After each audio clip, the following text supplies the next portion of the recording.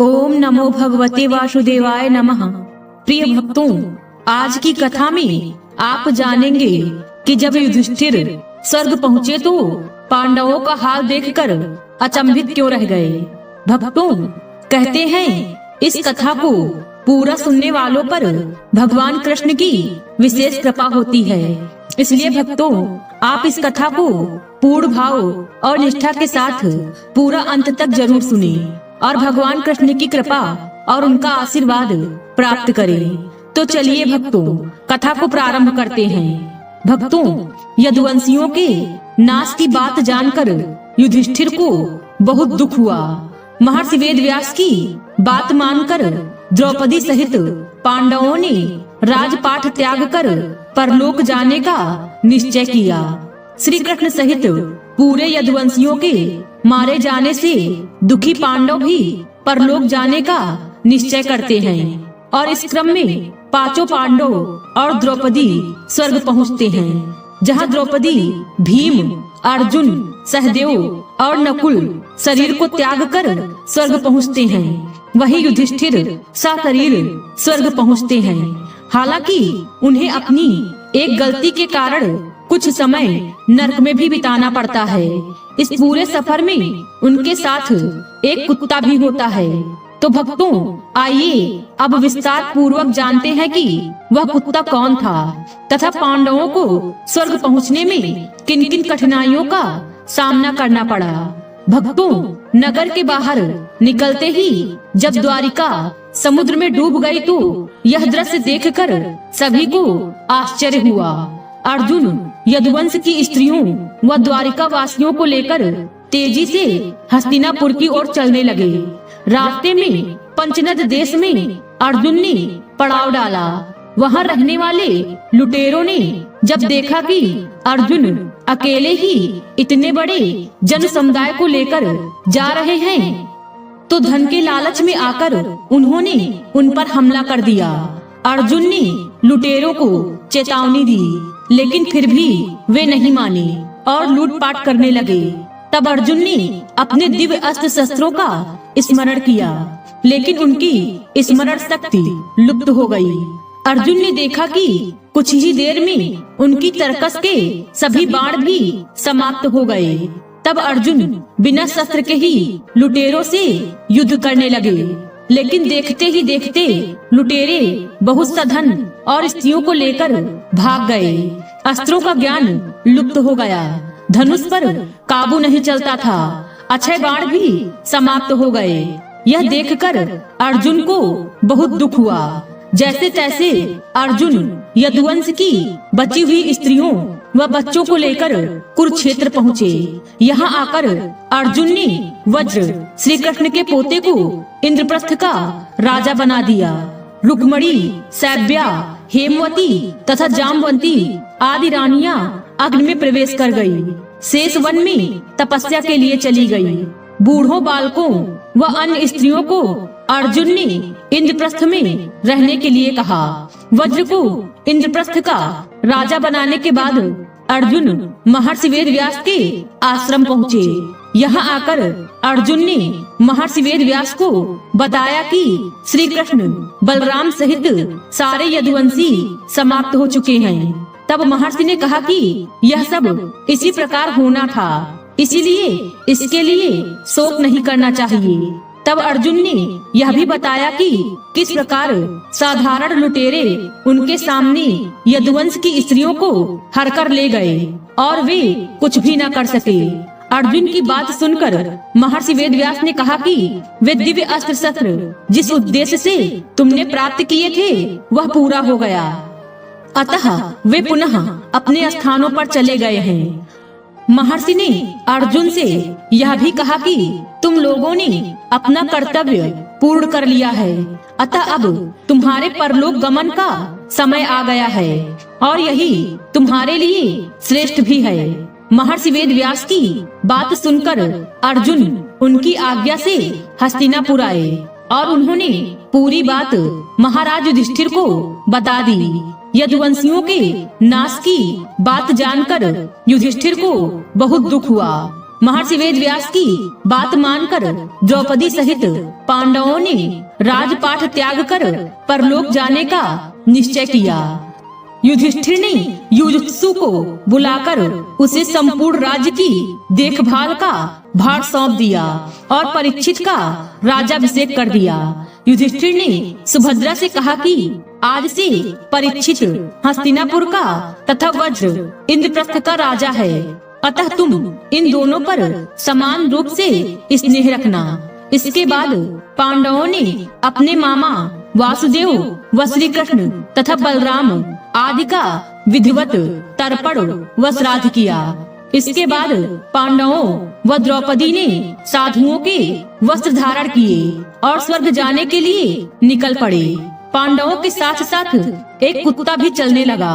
अनेक तीर्थों, नदियों व समुद्रों की यात्रा करते करते पांडव आगे बढ़ने लगे। पांडव चलते चलते लाल सागर तक आ गए। अर्जुन ने लोभवश अपना गांडीव धनुष व अक्षय तरकस का त्याग नहीं किया था। तभी वहाँ अग्निदेव उपस्थित हुए और उन्होंने अर्जुन से गांडीव धनुष और अक्षय तरकस का त्याग करने के लिए कहा। अर्जुन ने ऐसा ही किया। पांडवों ने पृथ्वी की परिक्रमा पूरी करने की इच्छा से उत्तर दिशा की ओर यात्रा की। यात्रा करते करते पांडव हिमालय तक पहुंच गए। हिमालय लांघकर पांडव आगे बढ़े तो उन्हें बालू का समुद्र दिखाई पड़ा। इसके बाद उन्होंने सुमेरु पर्वत के दर्शन किए।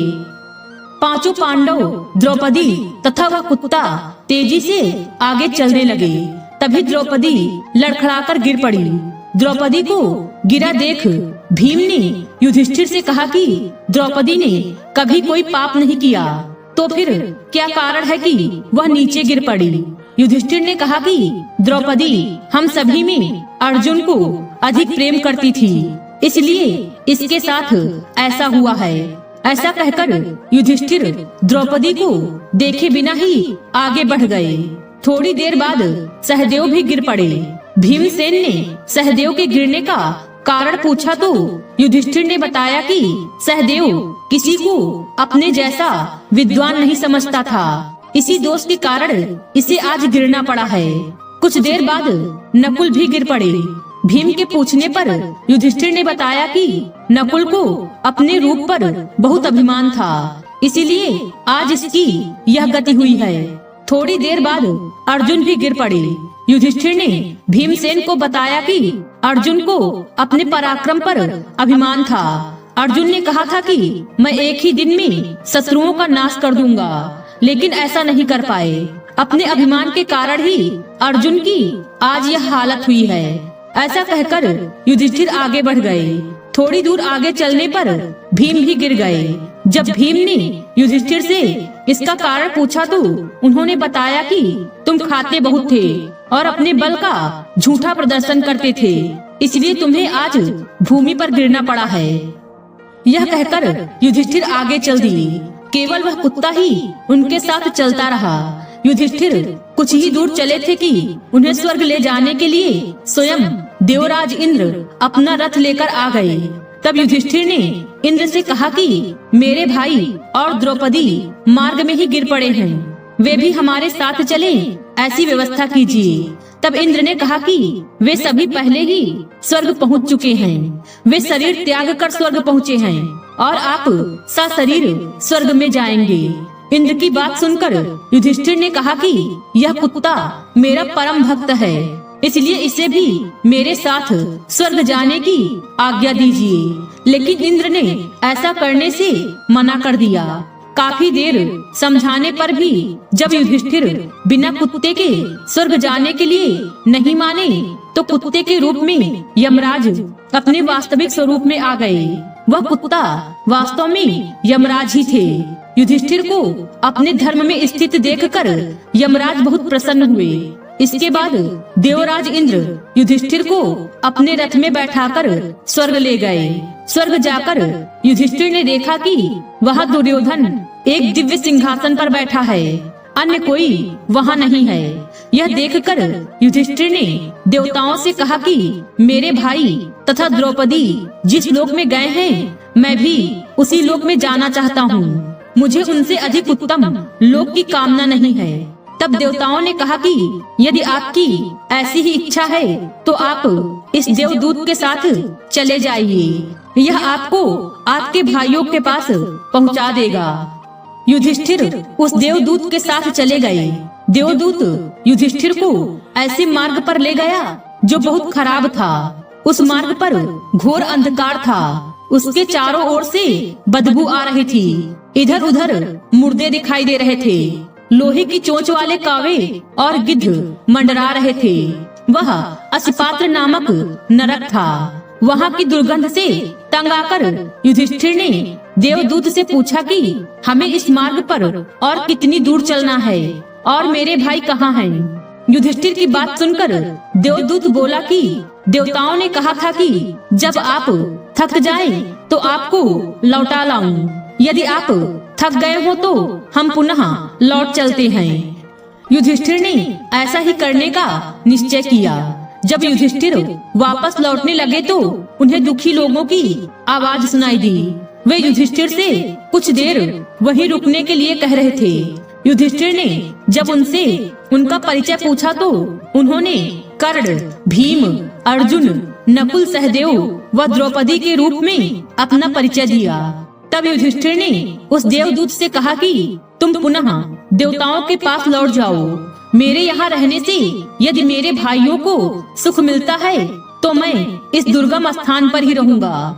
देवदूत ने यह बात जाकर देवराज इंद्र को बता दी। युधिष्ठिर को उस स्थान पर अभी कुछ ही समय बीता था कि सभी देवता वहां आ गए।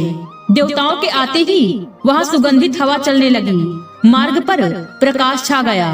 तब देवराज इंद्र ने युधिष्ठिर को बताया कि तुमने अश्वत्थामा के मरने की बात कहकर छल से द्रोणाचार्य को उनके पुत्र की मृत्यु का विश्वास दिलाया था। इसी के परिणाम स्वरूप तुम्हें भी छल से ही कुछ देर नरक के दर्शन करने पड़े।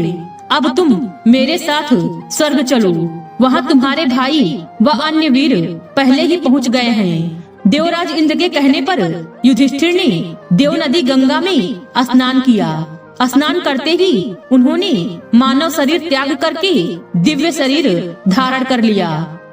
इसके बाद बहुत से महर्षि उनकी स्तुति करते हुए उन्हें उस स्थान पर ले गए जहां उनके चारों भाई कर्ण, भीष्म, धृतराष्ट्र, द्रौपदी आदि आनंद पूर्वक विराजमान थे। वह भगवान का परम धाम था। युधिष्ठिर ने वहां भगवान श्री कृष्ण के दर्शन किए। अर्जुन उनकी सेवा कर रहे थे। युधिष्ठिर को आया देख श्री कृष्ण व अर्जुन ने उनका स्वागत किया। युधिष्ठिर ने देखा कि भीम पहले की तरह शरीर धारण किए वायु देवता के पास बैठे हैं। कर्ण को सूर्य के समान स्वरूप धारण किए बैठे देखा। नकुल व सहदेव अश्विनी कुमारों के साथ बैठे थे। देवराज इंद्र ने युधिष्ठिर को बताया कि यह जो साक्षात भगवती लक्ष्मी दिखाई दे रही हैं, इनके अंश से ही द्रौपदी का जन्म हुआ था। इसके बाद इंद्र ने महाभारत युद्ध में मारे गए सभी वीरों के बारे में युधिष्ठिर को विस्तार पूर्वक बताया। इस प्रकार युधिष्ठिर अपने भाइयों व अन्य संबंधियों को वहां देखकर बहुत प्रसन्न हुए। जय श्री कृष्ण। भक्तों, आपको यह कहानी कैसी लगी कमेंट करके जरूर बताएं। आज की वीडियो में बस इतना ही। भगवान श्री कृष्ण की कृपा आप सब पर सदैव बनी रहे। उम्मीद है वीडियो पसंद आई होगी। इस वीडियो में बोलते समय कोई त्रुटि हुई हो तो क्षमा करें। वीडियो पसंद आई हो तो वीडियो को लाइक और शेयर करें और चैनल को सब्सक्राइब कर दें और कमेंट बॉक्स में जय श्री कृष्ण लिखना बिल्कुल न भूलें। मिलते हैं अगले वीडियो में। खुश रहिए और खुशियाँ बांटते रहिए। जय श्री कृष्ण।